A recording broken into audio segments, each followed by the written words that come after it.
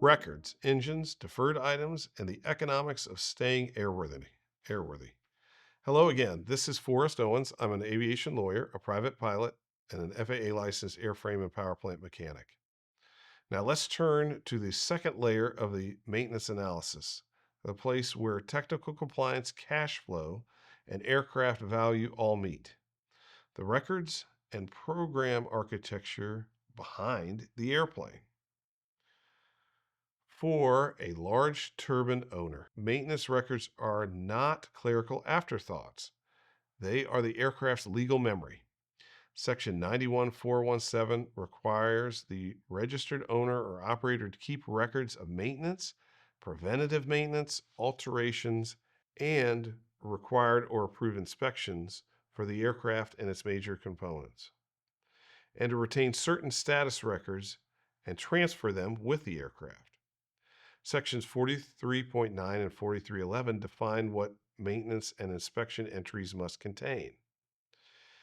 FAA Advisory Circular 43-9D reinforces the practical point. Good records keeping is part of showing continued compliance.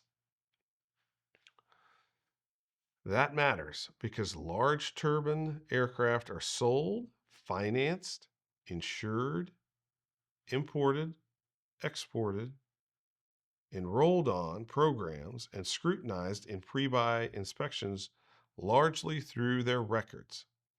A paper gap can become a value gap very quickly.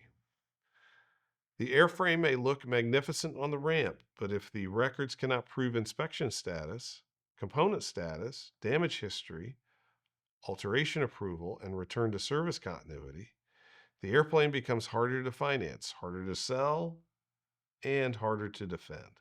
Here is something I want you to remember. In turbine ownership, the logbooks are not about the past. They really decide the next transaction. Owners also need to separate the airframe story from the engine and APU story.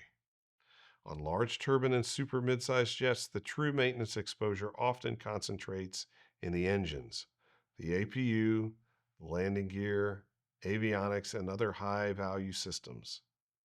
The selected inspection program may keep the aircraft compliant, but it does not itself eliminate risk.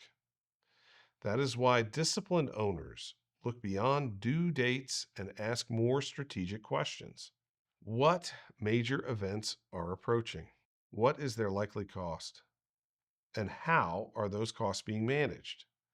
In practice, that means tracking hot section exposure, overhaul cycles, restoration events, LLP stacks, trend monitoring, bore scope findings, and program enrollment status with the same seriousness used to track the next calendar inspection. Whether an owner uses an OEM program, a third-party engine program, or direct pay maintenance, the legal lesson is the same. If the program status affects the value and operability, the owner should receive formal, recurrent reporting on deposits, exclusions, transferability, and major event exposure.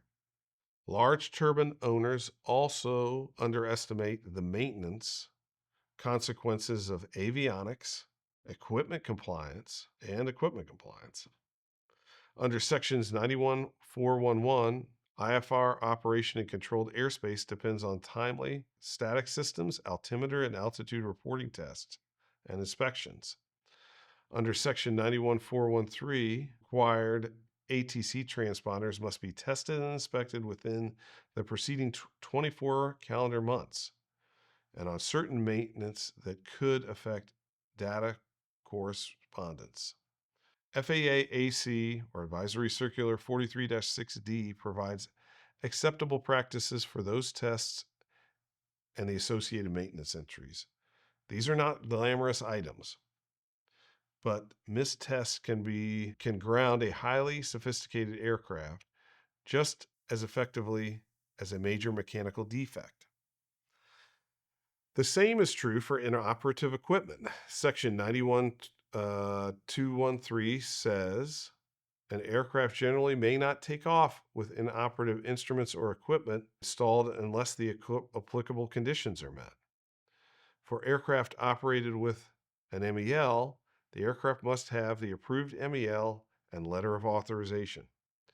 For aircraft operated under Section 91213D, the analysis still requires care. FAA Advisory Circular AC 9167A explains acceptable methods for Part 91 operations with certain inoperative items. Section 91405 then imposes owner obligations to repair, replace, remove, or inspect permitted inoperative items at the next required inspection and to ensure required placarding. That is why deferred items is not a free item. It's a managed item with conditions. Owners of large turbine aircraft sometimes talk about just flying with the squawk for a while as if it's a choice. It was purely operational. But under the regulations, every deferred discrepancy is part of a documented compliance path. It has to fit the MEL or the Part 91 inoperative equipment framework, be properly recorded, be properly placarded if required, and revisited when the next inspection arrives. A casual deferral culture is one of the fastest ways to convert manageable maintenance into compounding noncompliance. There's also a practical records lesson here. A well-run turbine aircraft should have maintenance records that answer 5 questions immediately. What inspection program applies? What required inspections and tests are next due? What life-limited components are currently installed and what is their remaining life? What deferred items exist and on what authority? And finally, what major maintenance events are approaching that will affect downtime and cost? A real-world enforcement style example shows what happens when records stop telling the truth. In Lawson versus Hutra, later mechanics found that the aircraft's records did not line up with its actual condition, and the FAA established multiple false entries tied into maintenance and alteration work. The case did not involve a large cabin business jet transaction, but the lesson transfers directly to turbine ownership. Not a record discrepancy can become not merely a resale problem, but an airworthy and certificate problem. So the owner strategy has to be broader than to hire a good maintenance provider. Good providers matter, but owners need process discipline. That means digital record retention with source document integrity, monthly status reporting, component forecasting, a discrepancy closure system, and pre-buy readiness even when no sale is planned.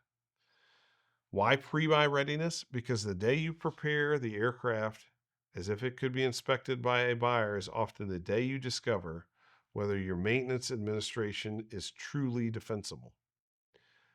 In short, the key maintenance consideration is that records, engines, equipment tests, and deferred items are not separate topics. Together, they can form the economic operating system for the aircraft. Here's something to take away. On a large turbine aircraft, poor maintenance planning usually appears first as a paperwork problem. It then appears as a dispatch problem, and finally as a value problem. Thank you very much for your interest in this topic. This information has been provided for informational purposes only, and it should not be construed as legal advice. Questions are certainly welcome, and please direct them to admin@aviationlegalcounsel.com. We look forward to helping you navigate and address your questions with precision.